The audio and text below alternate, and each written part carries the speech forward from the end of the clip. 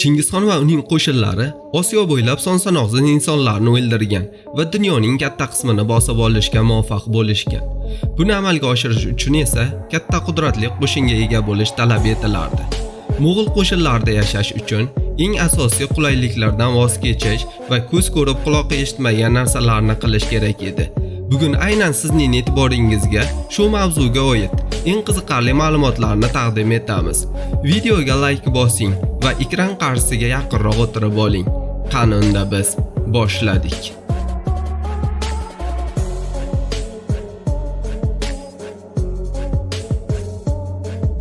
Chingizxon davrida Mo'g'ullar suvni ifloslantirishdan qo'rqishgan. Chunki ularning e'tiqodlaricha, Mo'g'ullar suvni ifloslantirsa, ularning xudolari chodirlarni yo'q qilish uchun katta bo'ronlarni yuboradi deb ishonishgan. Shuning uchun ham ular yuvinmagan va kiyimlarini ham yuvmagan. Hatto Mo'g'ul askarlarining ko'pchiligi kiyimlarini almashtirmagan. Ularning eng katta qilgan ishlari kiyimlarni yechib, ularni shunchaki qoqib tashlagan va yana qaytib kiyib olishgan. Ular bitta kiyimni hatto tanalarida yo'q bo'lib ketgunicha kiyishda davom etishgan. Bundan tashqari ular suvda idishlarni yuvmagan. Buning o'rniga qozonda qolgan ovqat suvlari bilan idishlarni chayib, ular bilan ovqat tayyorlashgan. Albatta, ulardan badbo'y hid kelardi, lekin ular bundan faxrlanishardi. Chunki badbo'y hid ularning qudrati bo'lgan. Agarda buyuk xon kiyimini birovga tuhfa qilsa, uning uchun bu katta sharaf bo'lgan. Bu uning kiyimi yo'qligi uchun emas, xonning hidi kelib turganligi uchun.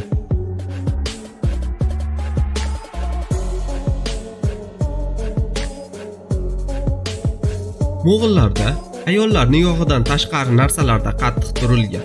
Bironta erkakni turmush qurgan ayol bilan ushlab olishsa, erkakning lablari kesib tashlangan. Agar yotoqda ushlansa, uni o'ldirib yuborishgan. Turmushga chiqmagan qiz bilan ushlab olishsa, ikkalasini ham o'ldirib yuborishgan. Biroq erkaklar xohlaganicha uylanishgan. Aniqrog'i, qurbi yetgunicha uylanishgan. Chunki uylangan erkak har bir xotiniga pul to'lashi kerak edi va ularga alohida chodirlar ham qilib berishi kerak edi.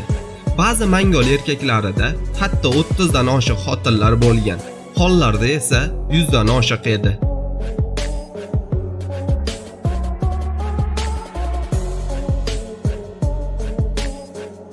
Mo'g'ullarning hayoti tugashi bilanoq uning xotini yerlarni saqlab qolishga ishonchi komil bo'lishi kerak edi.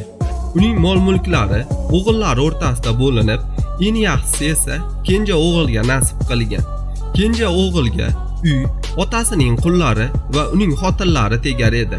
Albatta, kenja o'g'il o'zining onasiga uylanmaydi, biroq otasining qolgan xotinlariga g'amxo'rlik qilishi yoki ularga uylanishiga ruxsat berilgan.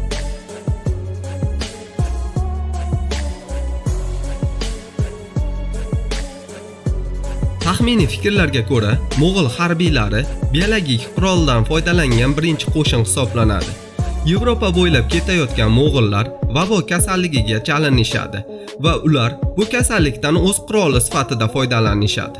Ularning dushmanlari Kafi shahrida yashiringan edi va vabo kasalligi ularni jonini olishni boshlagan edi. Ular bu yerda abadiy qola olmasligini tushungach ketishadi. Ular ketishidan oldin shaharga katta talofat yetkazishadi. Jasadlarni birma-bir shahar devorlariga ota boshlashadi. Yana ham aniqrog'i, vabo sabab o'lgan jasadlarni katapulta yordamida devorga qarata otishadi. Buning oqibatida shahar bo'ylab juda ham tez tarzda vabo kasalligi tarqab ketadi.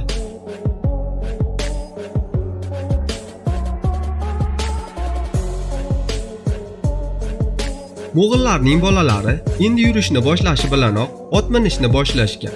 Har bir oilada u boy yoki kambag'al bo'lishidan qat'iy nazar o'zlarining otlari bo'lgan.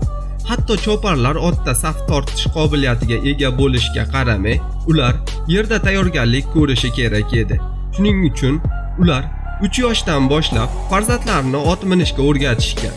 Mo'g'ullar bolalariga qo'shimcha xavfsizlik xususiyatlari bilan jihozlangan maxsus egarlar tayyorlashgan va farzandlariga ortiqcha ziyon yetkazmaslikka harakat qilishgan.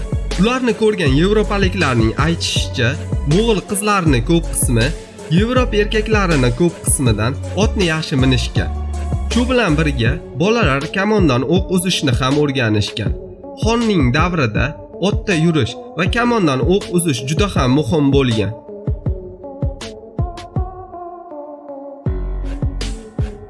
Do'stlar, siz Chingizxon haqida qanday fikrdasiz? Shu haqida albatta o'z izohingizni yozib qoldiring. Kanalga obuna bo'ling. Xayr, salomat bo'ling.